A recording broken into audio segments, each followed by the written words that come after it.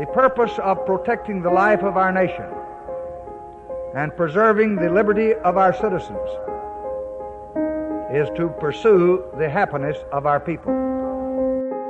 Cooperating with us in this march.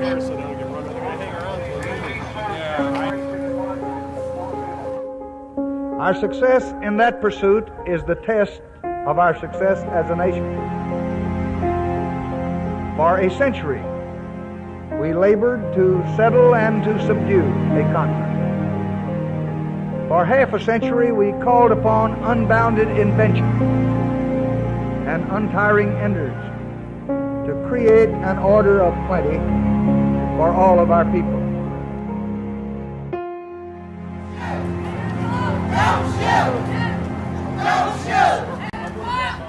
The challenge of the next half century is whether we have the wisdom to use that wealth to enrich and elevate our national life and to advance the quality of our American civilization. This is not the vision nor the plan God has for us as a nation, nor is it the plan that we ourselves have for us as a people.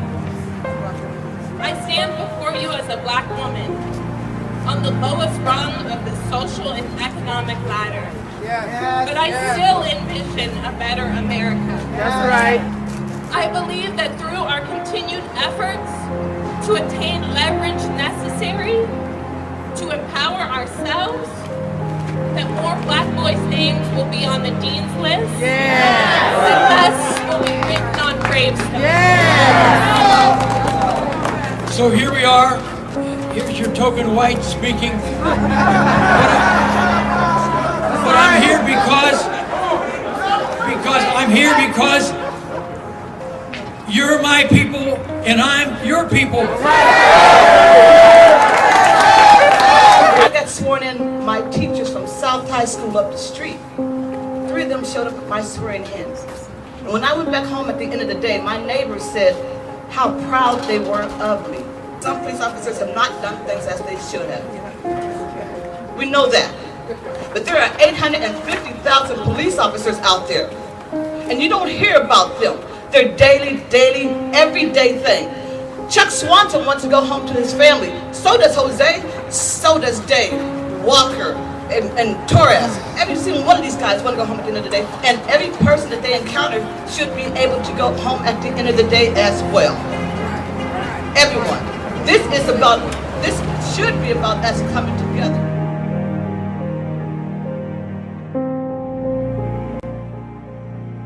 There's a great deal of challenges among our young people, particularly today. Not that there's a difference in terms of generational kinds of issues, but because most of the time when we be dealing with police situations, it's our younger generation or our younger population of students, and many of them are having some major challenges because their way of communicating is a lot different. They speak different kinds of languages because they do texting as opposed to speaking the King's English or whatever. And many times there's some communications problems in terms of talking with police or representatives of law enforcement. And so what we're finding is that many times because of these challenges and people's inabilities to be able to respond to one another, in a manner that allows them to build communication systems, we're continuing to find that we're having problems with the way that Black students in particular and Black young people in particular are responding to law enforcement, and the way that law enforcement are receiving the kinds of responses that they are getting from younger people. So what we need to do is to try and build the bridge that will allow us to better communicate with one another, particularly between young people. People in the age range between the ages of 17 and 35, they need to have this skill set that can help them to be successful in negotiating with and to communicating with people who are members of the law enforcement in our society. The images that they are seeing is that they're being abused and abused and abused by police, but no one's talking to them about the way that police can be helpful to them in terms of building their particular skill set in terms of communications. And that's where we want to go. That's why our students are sponsoring events like Black by Popular Demand. Because if we don't talk to them, we don't have communications with them, we don't have a networking system into working with police forces in our community, then there's no way of gaining access.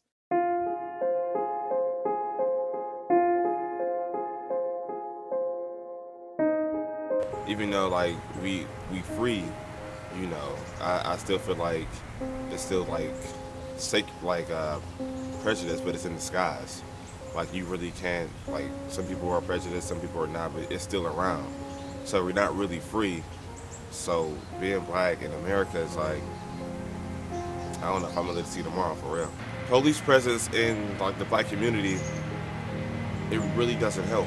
I feel it doesn't help because either they're looking for somebody to arrest or they're looking for something to get into. And then I just saw this video last night, and this man got pulled over, and his lady got pulled over. He was in the car. They're both black, and they asked for license and registration, but they went to him and asked him for his license and registration, and he was like, well, why do I need it? It's a simple question. So the police then went, broke his window, opened the door, pulled him out of the car, and started beating him with a club. For what reason? I can elaborate more, but I feel like police presence in the black community, that doesn't help. They're more so quick to put us behind bars than they are willing to provide us with job opportunities, the proper education, and the finances to back it up. This is something that should not be. This causes us to have a huge gap between us and society, when in society we should be working together as a whole to build and further our future. Because we are misunderstood, the police they tend to find a way to point out our flaws rather than connecting with us and trying to actually interact with us to find out what opportunities are out there and what can be done to help better the situation. I believe there's a major issue with leaning to our own understanding that actually comes from the police and other authorities in that position, and for that reason they base their judgment calls off of their own decision, and sometimes their decision tends to be more jaded, if not black and white. We're only as strong as our weakest link, and if we don't know our rights and know what we need to do and how to address these situations with these officers when they come up to us, and you know, we have to do better. It's a constant reminder of white privilege and what's going on within the community and America just as a whole being white privilege. We seen every day to live up to the standards of what another man does or another race does, and we can excel past that. Leave your mark. That's my take on it. I want to leave my mark, and I want to impact the community. I think we don't support the police at all. We don't support nothing that they do. If they take one of our people away, the police is a bad person. But we not thinking about Lil Pookie, who just robbed the corner store and shot 3 people in that process. So what if you want Lil Pookie friend and you was at that store and you got shot? Now your family gonna be the ones who saying take him away, and his family gonna be the ones who be in that home like, no, I don't want him to go to jail. But I mean, that's Lil Pookie for it. Like, yeah, that boy stole what he stole, but they weren't supposed to shoot him and gun him down like that. I think you see a lot of police officers trying to make that difference out here. Even though some people may not agree, because I'm actually in the career field now and I'm studying to become a peace officer, I see where they are trying to make a change or trying to make that difference. I mean, sometimes I do feel profiled. Sometimes I do feel like I can't get out, or I can never do anything that typically someone else could do. But if I do it as a black man, then it makes it a bad thing. If I'm going down the street and I'm playing loud music, you know, it's automatic. I'm gonna get behind him. I'm gonna run his plates.